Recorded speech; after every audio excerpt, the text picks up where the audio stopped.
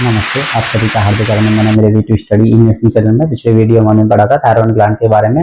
आज हम जानेंगे difference between hypothyroidism and hyperthyroidism. चलिए एक बार पिछले वीडियो को फिर से जल्दी से रिवाइंड करेंगे, जिससे कि हम इजीली हाइपोथायराइडिज्म एंड हाइपरथायराइडिज्म के डिफरेंस को समझ सकें। हमने जाना था थायराइड ग्लैंड का जो वेट होता है वो 20 to 20 gram in adult patient में रहता है। जो थायराइड ग्लैंड है उसका कलर रेडिश ब्राउन होता है due to excessive blood supply की वजह से उसका जो कलर है रेडिश ब्राउन होता है। जो शेप होता है आपका तितली के आकार का शेप होता है या बटरफ्लाई लाइक स्ट्रक्चर होता है आपके थायराइड ग्लैंड का। जो थायराइड ग्लैंड है वो सिचुएटेड रहता है आपका एंटीरियर ट्रैकिया के पास में। हमने जाना था कि बिलो लैरिंग्स या फिर वॉइस बॉक्स के नीचे आपका थायराइड ग्लैंड सिचुएटेड रहता है, जो कि C5 से लेके T1 तक एक्सटेंडेड रहता है और इस्थमस से कनेक्ट रहता है। इसमें दो लोब होते हैं, right lobe and left lobe होता है।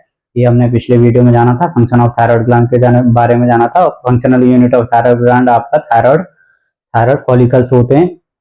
आपका जो थायराइड हार्मोन है वो स्टोर होता है आपका कॉइलॉइड में स्टोर रहता है आपका थायराइड ग्लैंड DMR में। थायराइड ग्लैंड को कंट्रोल करने वाले 3 ऑर्गन्स के बारे में जाना था, पिट्यूटरी, हाइपोथैलेमस और आपका थायराइड एक्सिस के बारे में जाना था हमने पिछले वीडियो में। अभी जानेंगे हम difference between hypothyroidism and hyperthyroidism. चलिए क्लास को स्टार्ट करते हैं।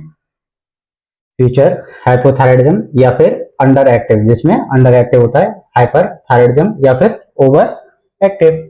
Definition production of T3 T4, जिस भी पेशेंट में डिक्रीज हो जाए T3 और T4 का लेवल जो डिक्रीज हो जाता है उस कंडीशन को हम हाइपोथायराइडिज्म कहते हैं।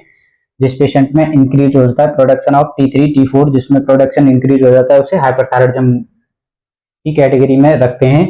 हाइपो से सीधा मतलब है, हाइपो का मतलब होता है डिक्रीज, हाइपर का मतलब होता है इंक्रीज। ये वर्ड दोनों इसके प्रीफिक्स हैं, ठीक है। TSH होता है थायराइड स्टिमुलेटिंग हार्मोन्स, जो कि इंक्रीज रहता है किसमें, हाइपोथायराइडिज्म वाले केस में इंक्रीज होता है, जबकि हाइपरथायराइडिज्म वाले केस में डिक्रीज हो जाता है। मेटाबॉलिज्म रेट डिक्रीज हो जाता है किसमें, हाइपोथायराइडिज्म वाली कंडीशन में मेटाबॉलिज्म जो रेट है वो डिक्रीज हो जाता है, जबकि हाइपरथायराइडिज्म वाले केस में इंक्रीज हो जाता है। अभी जानेंगे कॉज, क्या क्या कॉज है जिसकी वजह से हाइपोथायराइडिज्म हाइपरथायराइडिज्म होता है। हाइपोथायराइडिज्म के कॉज है आयोडीन डिफिशियंसी, जब कोई पेशेंट अपनी डाइट में आयोडीन का कम सेवन करता है या कम लेता है तो उस केस में पेशेंट को हाइपोथायराइडिज्म होने की चांसेस हैं। या पोस्ट थायराइड सर्जरी, किसी भी पेशेंट की किसी भी वजह से पोस्ट थायराइड सर्जरी हो गई है, या फिर रेडिएशन, या मान लीजिए कोई पेशेंट कैंसर ट्रीटमेंट ले रहा है जो कि रेडिएशन ले रहा है, तो उस केस में भी पेशेंट को हाइपोथायराइडिज्म हो सकता है।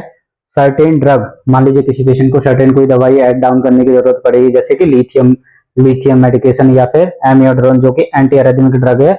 यूजुअली ये कार्डियक वाले पेशेंटों में दी जाती है, जिसकी वजह से हम सेकंड है आपका हाइपरथायराइडिज्म वाले केस में ग्रेव डिजीज या फिर ऑटो इम्यून डिजीज होता है। ये टॉक्सिक मल्टी नोडुलर रहता है, टॉक्सिक मल्टी नोडुलर गोइटर देखने को मिलेगा। एक्सेसिव आयोडीन इंटेक, जिसमें पेशेंट क्या है एक्सेसिव आयोडीन का इंटेक करता है, तो उस केस में आपको हाइपरथायराइडिज्म पेशेंट को देखने को मिलेगा। सिम्टम क्या क्या रहते हैं पेशेंट में, हाइपोथायराइडिज्म वाली कंडीशन में क्या क्या सिम्टम रहते हैं।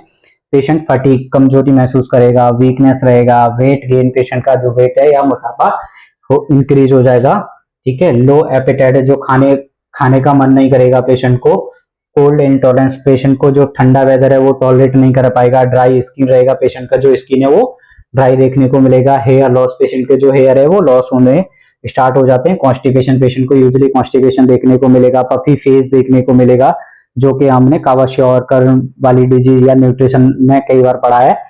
एडिमा, पेशेंट को स्वेलिंग देखने को मिलेगा। स्लो फ्लैक्सेंस स्पीच, जो आपकी जो पेशेंट की स्पीच है वो स्लो हो जाएगी। सेकंड हाइपरथायराइडिज्म या ओवर एक्टिव, ओवर एक्टिव में क्या देखने को होगा, पेशेंट नर्वस रहेगा, इरिटेबल रहेगा, वेट लॉस होगा, पेशेंट का जो वेट है वो डिक्रीज हो जाएगा। इंक्रीज एपेटाइट, जो भूख लगता है, बार बार पेशेंट को भूख लगेगा। Heart rate, heat intolerance, patient heat को टॉलरेट नहीं कर पाएगा। जस्ट अपोजिट कोल्ड इंटॉलरेंस था हाइपोथायराइडिज्म वाले केस में, और हाइपरथायराइडिज्म वाले केस में हीट इंटॉलरेंस रहता है, स्वेटिंग रहता है पेशेंट को, डायरिया, ब्लगिश आइश होता है, ट्रेमर्स पेशेंट को आ सकते हैं, या पाल्पिटेशन पेशेंट को यूजुअली हो सकता है। हार्ट रेट, इसमें क्या है, हाइपोथायराइडिज्म वाले केस में पेशेंट को स्लो हार्ट रेट देखने को मिलेगा या फिर ब्रेडिकार्डिया देखने को मिलेगा, जबकि हाइपरथायराइडिज्म वाले केस में इंक्रीज हो जाता है पल्स रेट, जिसे टैकीकार्डिया के नाम से भी प्रोनाउंसिएशन करते हैं। Goitre may be present hypothyroidism वाले पेशेंट में पेशेंट को हो सकता है कि गोइटर प्रेजेंट हो सकता है पेशेंट को गोइटर प्रेजेंट ना हो, बट हाइपरथायराइडिज्म वाले केस में मोस्टली पेशेंट को गोइटर दिखाई देगा, या फिर स्पेशली ग्रेव्स डिजीज, जिस पेशेंट को ग्रेव डिजीज है उसमें जो आपका गोइटर है वो आपको दिखाई देगा। स्किन एंड हेयर, जो हाइपोथायराइडिज्म वाले केस में पेशेंट का जो स्किन है वो ड्राई देखने को मिलेगा, हेयर पेशेंट का लॉस होना स्टार्ट हो जाएगा, और जबकि हाइपरथायराइडिज्म वाले केस में क्या रहेगा, स्मूथ रहेगा, हेयर सॉफ्ट रहेगा एंड सिल्की हेयर देखने को मिलेगा।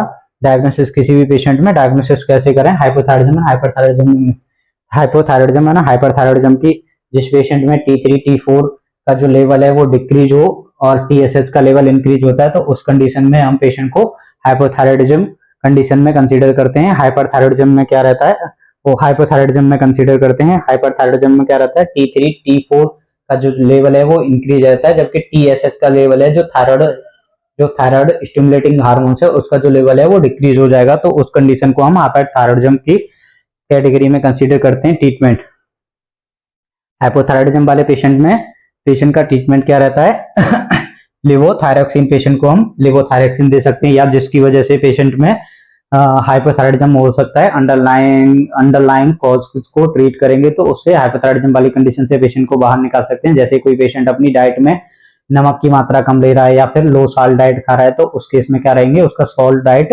इंक्रीज करने के लिए एडवाइस करेंगे, तो आपका हाइपोथायराइडिज्म है वो ट्रीट हो जाएगा।